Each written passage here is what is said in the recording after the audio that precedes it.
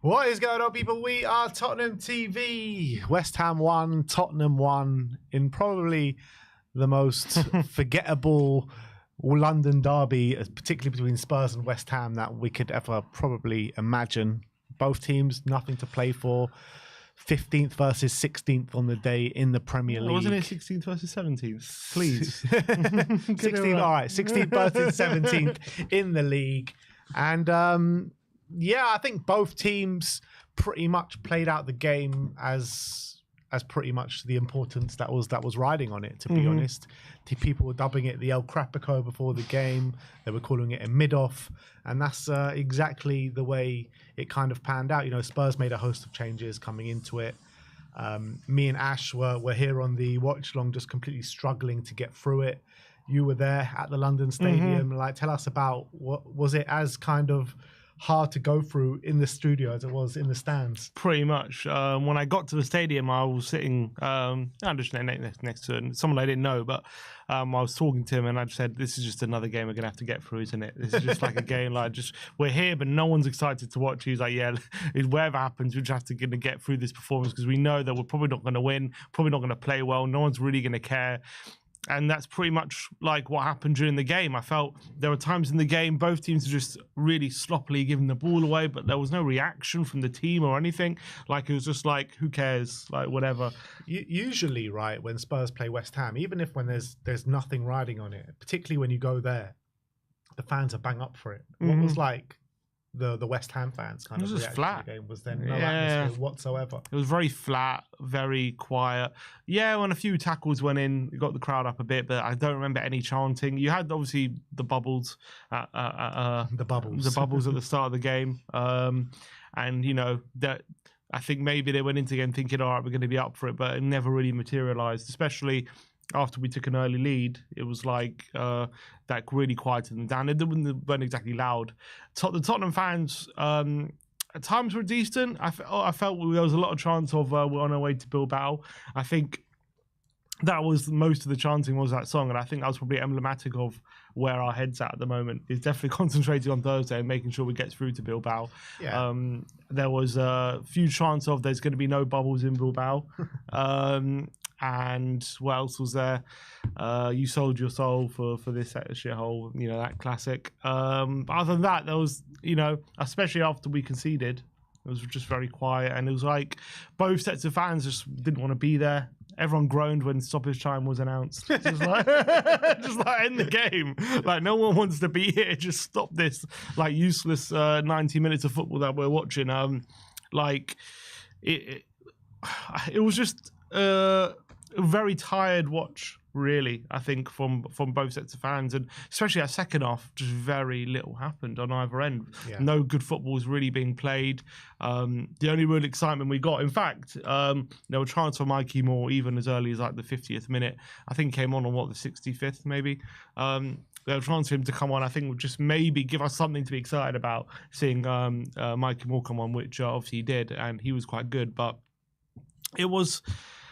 Yeah, it was just, I felt like after the game, I felt like that was just a complete waste of time, basically. Yeah, and it feels like this with every Premier League game, right? Like, and it's getting worse and worse as it gets deeper into the season, which is, you know, you expect it to happen because of, you know, we've got a massive game on Thursday. The games get bigger and bigger in the Europa League and whatever. And I was saying to Ash in the studio, like, just to give the fans a bit of excitement, like what you just mentioned, why not start Mikey Moore in this game? Because like the fans are craving to see him. The fans are craving to see one of our own break through. So excited about Mikey Moore. So in terms of like the fans getting invested in the game, surely a Mikey Moore is probably the only thing that gets the fans invested in this game. Yeah, but they're not. Then I don't think Ange puts out a lineup to get the fans invested. He goes out a lineup that is best for the team, and that's what he decides. I think when it comes to like obviously his positions have been taken up yesterday by Tell and Odebear, and I guess they need the game time. I think when it comes to Tell, the more he plays, the better he's getting. So I think you want to get him on the pitch a bit more, especially ahead of Thursday, where he might well be starting. You want to get him on that pitch and get him confident, and I think that's understandable. Odebear has been in and out of the team. I think he's shown flashes of bit of good stuff, but again, he needs to game time. But I guess you could argue Moore needs a game time as well. But he did play all three, so I understand. I understand that you want more to start, and I want more to start as well. But I also understand the need to start Tell and Odebear as well. At least we did see him for 20 minutes, and I thought it was a bright cameo for him, which we'll get into a bit later. But in terms of the starting lineup, was there anything that surprised you? It was Vicario, Gray, Danso, Davis, Spence, Bissouma, Sarr, Decky, Odebear, Tell, Richarlison. Was there any surprises there for you? From the lineup we predicted, the only difference was we went for Porro and Gray in midfield, and they put Bissouma there and put Gray at right back. So not really a surprise, really. I think it was fair. Actually, we went for Kulleski. That was the only other one, which didn't happen. Maybe he would have saved the goal, but we'll get into that. I think the lineup was right considering the magnitude of the game on Thursday. Makes sense. And pretty much the first half, like you say, the second half was dull. I mean, the first half was just as dull, apart from there was 2 chances either end, and 2 poor sets of defending. The first goal from Spurs. Finally, Vicario lumps it forward, and it forces a mistake out of the West Ham backline. Tell capitalising on it with some good kind of pressing there.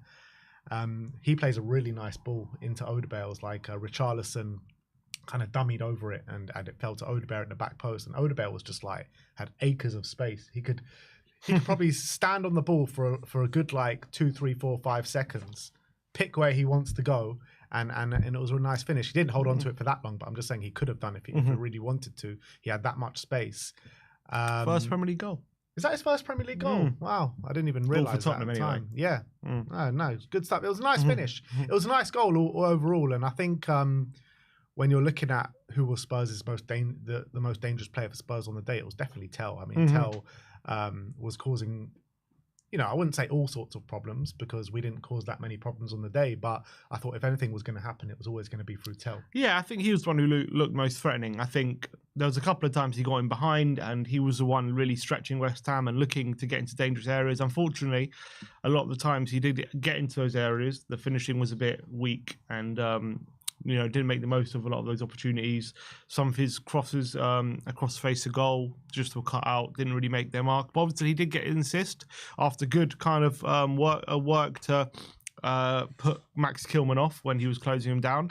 Although I'm watching the replay, obviously I'm saying he does very well to close him down and he does very well to force a mistake. But in terms of the pass to Odebear, I'm watching the replay and he passes it across the face of goal and it only misses Richarlison by an inch and then it falls to Odebear behind him.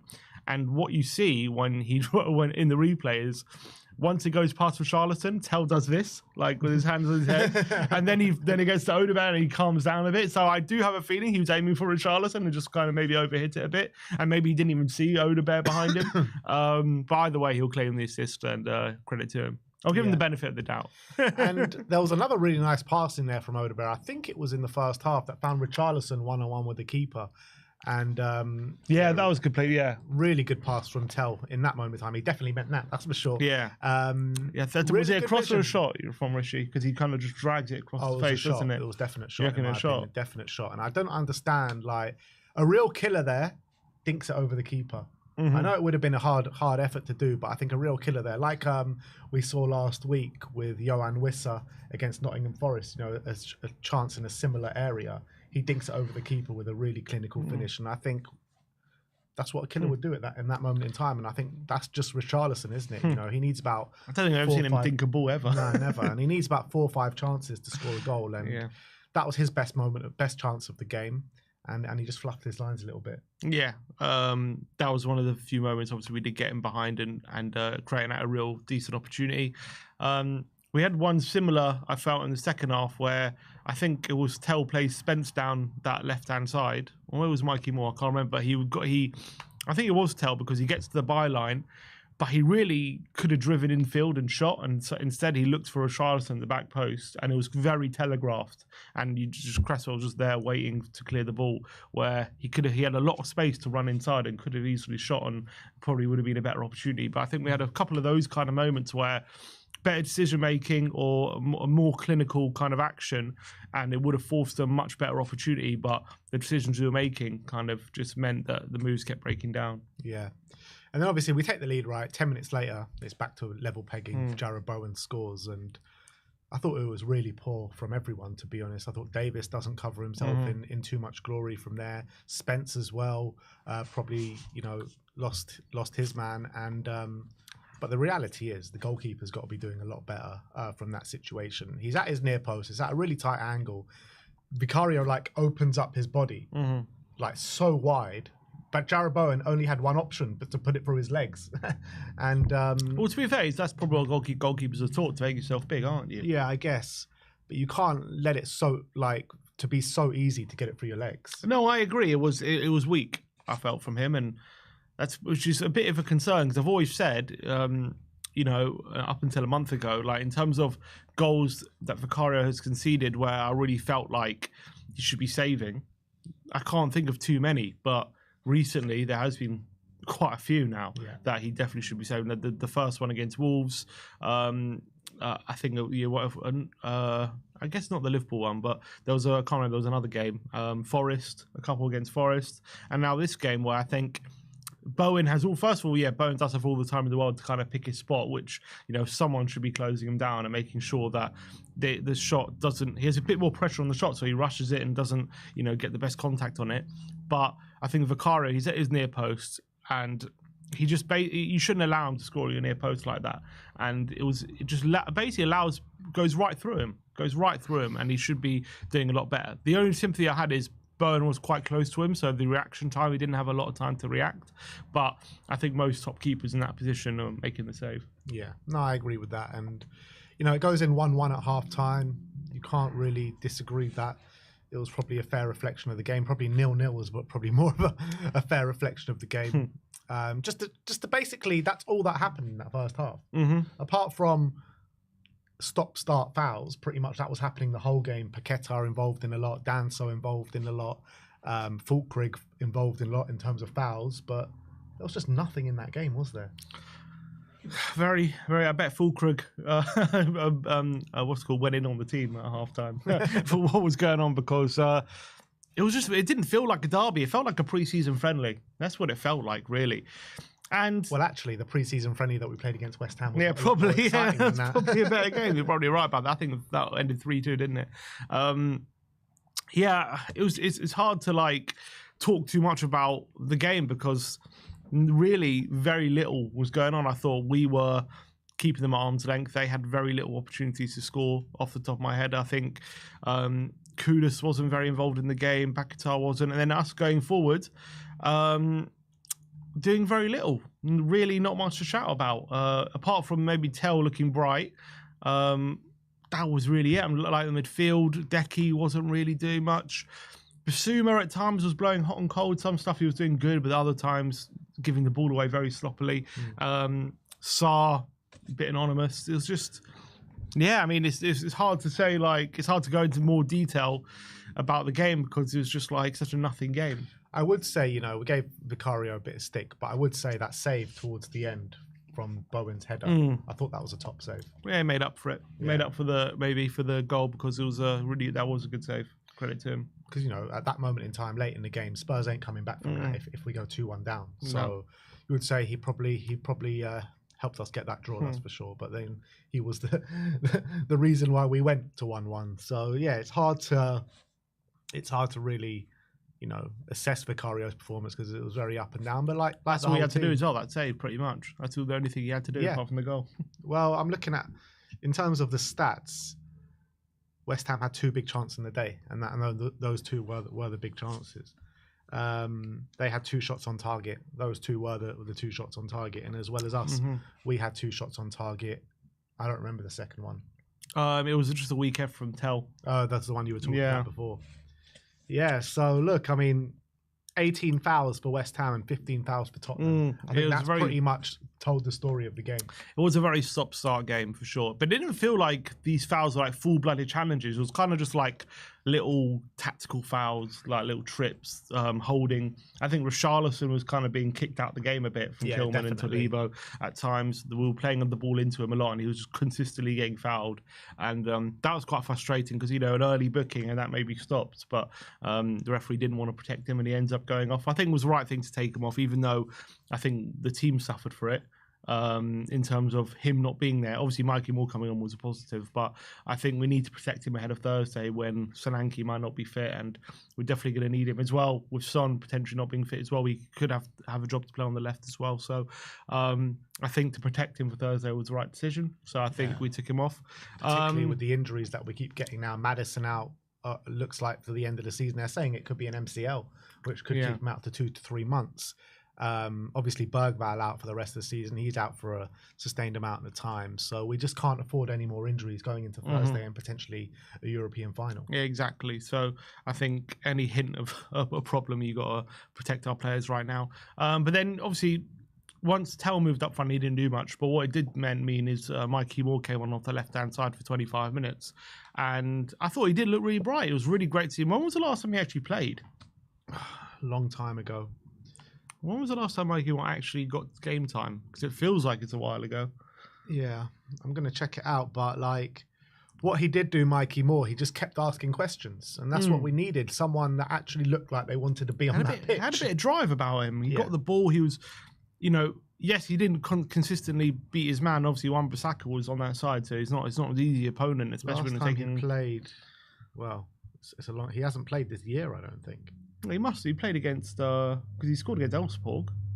I think that was his last appearance. What, in January? He didn't play in February, I don't think. Well, the thing doesn't go back before Ipswich, so I can't see it. But look, he kept asking questions, and the West Ham players didn't know how to deal with him at times. Paqueta had to drag him down. He brought a foul or a handball off Thomas Souček when he breezed past him. So I mean, these are proper men, you know what I mean? Aggressive men in terms of Paqueta and Souček, who are like two of the most aggressive players in the Premier League, and he's bypassing them like it's nobody's business. So I thought Mikey Moore, look, I don't think he was like brilliant, because I don't think he had too much of he didn't do too much in terms of hurt the opposition, but what he did do was excite the fans a little bit and was very direct, and he just looked like he wanted to be there. For last appearance since Villa in the FA Cup in February. Right, okay. I agree. And I think what I actually think the most impressive thing about Mikey when he came on was his link-up play with Spence. Yeah. I think Spence was all of a sudden getting all sorts of joy down that left-hand side. He was alive, didn't he? Yeah, and he was kind of getting to the byline, getting into the box. And I think I don't know whether he felt the responsibility to help Mikey more than Tell, or the fact that, you know, it was, I think a lot of it came from Mikey, little passes in field to him and setting him on his way, whereas maybe Tell wasn't doing that as much with Spence. I think either way, Mikey and Spence developed quite a nice relationship down that left-hand side, and I think straight away. Yeah, and I think he looked so much more lively, because that right-hand side was doing nothing. Gray and Odebear were doing absolutely nothing down that right-hand side, and any kind of threat we were having was all down the left. And I think a lot of it was down to how Spence and Mikey were attacking that side. The only bad thing about it was he had that corner which went straight into the side netting, which wasn't great. It was funny, that moment, because when you were watching it on TV, it looked like it was going into a dangerous area, and then it just went straight into the side netting. So as soon as he hit it, I was like, "Oh, go on, Mikey, really good corner." And Ashmatic goes, "Is it?" It's a great corner. What are you talking about? Hit the net, didn't it?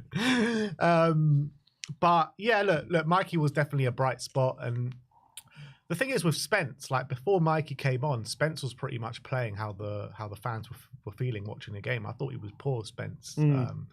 Really lazy and lethargic performance from him. But then as soon as Mikey came on, something just flipped in him, and he just started going on these marauding runs and overlapping Mikey and look, good link-up play, like you said. So that was pretty much the only excitement, apart from the goal that we scored in the game. Yeah, and you know, even from either side in that late in the game, in terms of, I think we probably looked most likely to get a winner, but then obviously West Ham probably had the best chance with that header from a Ward-Prowse free kick, which I think a little touch from Bowen, which Vicario had to make a really good save from. Obviously, Ward-Prowse does have that free kick right at the end of the game, which was right in Ward-Prowse territory, but it was in. He didn't kind of it was a decent effort, but it didn't get it on target. And it just petered out, you know. As I said, they announced 4 minutes stoppage time, and I was like, oh, just get it over with. Like, no one wants to sit through another 4 minutes of this. And even full time, I barely even heard the whistle. It just ended, and everyone was like, yeah, let's go. And the only sort of the best bit, one of the best bits of the game, probably of the day, I should say, is after the game, the walking to the station and all the Spurs fans chanting "On our way to Bilbao," and that was quite nice, and that was quite loud, and obviously he was trying to rattle some of the West Ham fans who were walking back to the station as well, and there was a bit of a give and take there between the West Ham fans and Spurs fans, should I say? But I think that was a nice moment, but. It was just it just felt like a day we just had to get through. It just felt like a game that we had to sit through and just, we had to wait for Thursday where we got bigger fish to fry. We got things to attack. Got bigger fish to fry. I told you, don't say that. I keep forgetting, but it's a common saying. Robbie didn't invent that saying, okay? He doesn't have a monopoly on that. What's it called? So I think... You just know if we lose, you're going to get clipped up and sliced up and that's it. You're putting your jinx on us. Yeah, we'll see about it. We better not lose. Yeah, but I guess from Tottenham's point of view, at least we have an excuse of we got a big European game on Thursday. I don't know. West Ham don't really have an excuse for putting in such a well, that's what they've been doing all season. That's just West Ham. And look, it was nice for Graham Potter, though, to wish us the best of luck and to say he hopes that we're going into the final. Very nice of Graham Potter, We'll do it for wasn't him. it? We'll win it for him. For you, Graham. We'll do it for him. But yeah, Archie Gray again. I thought Archie wasn't great. I thought he came under a lot of pressure from Mohamed Kudus.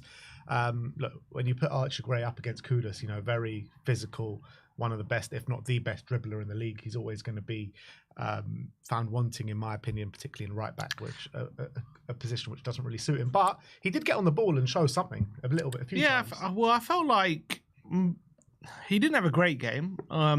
I don't think he was getting beaten consistently, but there was a couple of times definitely that, I remember a couple crosses Kudus put in. I think Fulkrug had a header, which he put over the bar, and they had a couple of crosses which went into the box, but nothing happened from it. I think in the first half, I actually thought he dealt with Kudus pretty comfortably. Second half, Kudus started to get some joy out of him. On the ball, he had like one or two moments where he was striding into midfield and progressing the ball. I felt by and large actually on the ball still a bit nervy maybe. I don't know, it just wasn't his most confident self like he was maybe near the start of the season when he was performing. But just a bit out of sorts I feel for Archie at the moment. Whether it's he seems he is playing regularly at the moment in the Premier League, but maybe it's because he's with the B team at the moment or whatever, but he just the performances aren't great from him. It's kind of very average. I wouldn't say he had a stinker. Don't get me wrong. I don't think he was terrible, but Archie near the beginning of the season, he was just showing these really nice bits of composure on the ball and willingness to progress the ball. Those little passes into feet and good quality. And at the moment, it just seems as though when he gets the ball, he's just lumping it forward aimlessly, and he's not doing much. He's not having those strides forward as often as he was. And defensively, look, I think he was okay yesterday, but I think we've seen better from him. So, he's not in the best of form at the moment. And one that's really starting to worry me a little bit is Kulleski, because with Maddison out now, Bergvall out now, Kulleski is going to be absolutely vital for us in this game on Thursday and hopefully beyond as well in Bilbao.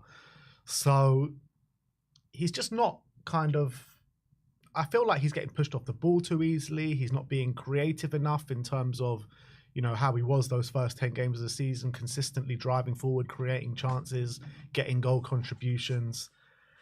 He's just like a shadow of that player at the moment. And, is it him still coming back from injury? Is he not fully fit yet? Is he just off form? Ashmatic said on the watch along yesterday, it's probably a bit of both, but I don't know. We need him at his best on Thursday, and he doesn't seem anywhere near that just yet. Yeah, I do wonder as well the fact that he's only really started in games which are irrelevant games, isn't he? He hasn't started any of the Europa games, has he? No. So I know he's come on in the Europa and still not been amazing, but I feel like maybe he needs that pressure of something riding on it, because at the moment he's playing in these games, no one really cares, and maybe he's getting sung down to that level, even though we know he's a player supposedly, or he consistently says he's got, a winner's mentality, this different mentality, and he's a very good talker. But maybe it's hard to get your toes up for these games when no one else is at the moment. But you would expect, for being out for so long, you would think, he would just hit the ground running when he comes back. But I guess, it must be a slow burner, isn't it? First of all, that is a point as well, the fact that he has come back from injury, and that might be, it's not not necessarily going to be back to his best immediately, but as well, he's come back from injury. He's getting bits and pieces of these games, which are just so irrelevant. And it's almost as like... But it's not, because he's come in the Europa League games, like you said, and not been great. I think he's been a bit better in those Europa games, to be honest, than I saw yesterday, and in the Premier League games. But still, you're right. He's definitely not his best in the Europa games either. But maybe come Thursday, we know he's going to start. I'm pretty sure anyway, unless he goes Benson, Korpisuma and Sarr, which he has done in some big away games with. It's not been great. And it's not been great, so I hope he doesn't. But we know he's going to start, so maybe, you know, with the magnitude of the game, which is happening on Thursday, maybe he'll take that opportunity to finally find his best form. But you're right. I mean, if you take into account the fact that before his injury he wasn't in great form, then he got injured, and now he's come back from his injury and still not in great form. Until we start seeing the Kulleski like we did early in the season, people are going to talk about it. That's the reality, because he was so good and he was playing at such a high level. That's the kind of standard he set. And now we're seeing these kind of performances where they're lackluster. He doesn't look as strong as he was for one reason or another. He was so good at shielding the ball and pushing players off the ball, and now all of a sudden it seems as though that's changed. And it feels as though as well, like, because he was so good at shielding the ball earlier in the season, like when he was hanging on to the ball for too long, it wasn't a problem, because he could shield it and he could then bring other players into play. But now it is becoming a problem that he's hanging on to the ball, and it seems as though right now he's getting the ball into feet, and then whereas maybe early in the season he would hang on to it and then shove someone off and then pass it out wide, now he's just hanging on to it and losing it. Whereas if he'd play the ball quicker, like we could progress the ball, but because he's so used to hanging on to the ball, because he relies on his physical traits, that it's meant that at the moment it seems like he hasn't adjusted to that, and that's a big problem at the moment. Yeah, I just think, like, basically he's probably been, during his time out injured, his wife's been feeding him too much. Feeding him? Yeah, he needs to be too famished. hungry. He needs to be hungry going into that game on Thursday, so he should be famished. You know what I mean? Give him, just Mrs. Kulleski, just don't give him too much food this week. Let him be hungry. He needs to go into this game starving. He needs to eat on Thursday. Exactly. He'll eat, all his eating will be done on the pitch on Thursday. Let's hope for that. But the last player I want to talk about is Kevin Danso, because I thought Danso in the second half, you know, the ball kept coming over and he was so dominant in the air, battering away, so physical. He really did a service for the team in that second half, because I think without him, I think West Ham probably would have won. But his passing out the back was frustrating me a lot. But his aerial ability is second to none in that back line. Yeah, I think he was probably our best player, one of our best players on the day overall. I really liked his performance by and large. I think Fulkrug had very little against him. I think what I like about him is he seeks opportunities to win the ball. He doesn't just wait for moments. He's very proactive. He's a really proactive defender as well. He's not scared to step into midfield. He's not scared to go into the final third. If he sees space, he'll go for it, and he's quite confident in that kind of aspect. And I think it was a pretty good performance from him overall.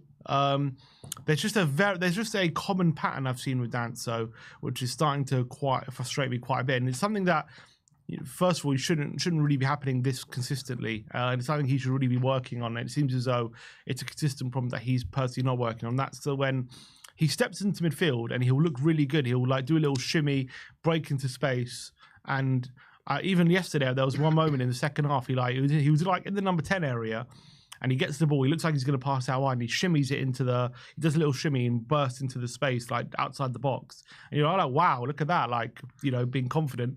And then he'll just smack the pass out of play. Yeah. He'll just overhit the pass and ruin the opportunity. And that's something that I've noticed with Danso. His weight of pass is very bad. He's a progressive passer, and when it's on point and when it's accurate, he does kind of fire it into feet, and it gets us up the pitch very quickly, and it can look quite good. But more often than not, it's not very accurate, and the weight of pass is just way too strong.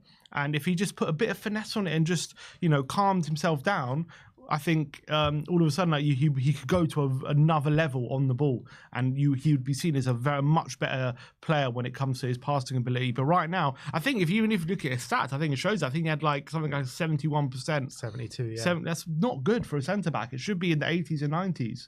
Your pass completion rate, especially when you're in a position where you're supposed to be playing it safe a lot of the time. 71% is really poor for a centre back. So I think that is something he's just got to work on, because I think. He kind of does the hard part, right? The hard part is usually getting past people and breaking into his face. That's the part that takes confidence, and you need your physical traits to do that. And then just make sure you get the pass right. That should be your bread and butter. You're a professional footballer. You should be able to not consistently overhit your passes. And yeah, he's doing that consistently. So that is something he really needs to work on. Yeah, no, I totally agree. But in terms of the aerial ability that I was talking about before, I mean, 7 aerial duels contested for 6-1. So very strong in that aspect. And I think the majority of those must have come in the second half. But look, that is our match review. I can't believe we actually spoke about that for half an hour, that game, but we managed to get half an hour match review out there for you. But And we didn't lose. Yeah, finally. We didn't lose, which what would have been 5 in a row if we would have lost, was it? Or we stopped it being 5 in a row, I guess, didn't we? Would that have been 5 in a row losses? It would have been 4 in a row. Because we just beat Southampton. That's right. Would have been 4 in a row in the Premier League. So it's 13th in sight. Is that what we're saying? We'll see about 3 that. points behind. Look, what we're saying is all roads lead to Bodo. That's the main thing. That's where our focus should be, and that's where our focus was before this game anyway. And it's a big, big night on Thursday night, and let's hope that we can dust ourselves down from these poor Premier League performances. I'll take a 1-1 draw on Thursday, I'll tell you that. Oh, yeah. You know what? I would. I'll take a 2-1 loss right now. Anything but basically a 1-goal loss I'll take off your hands right now in Bodo. But look, let's hope we can go there with some sort of confidence taken from the Europa League run and go into the final into Bilbao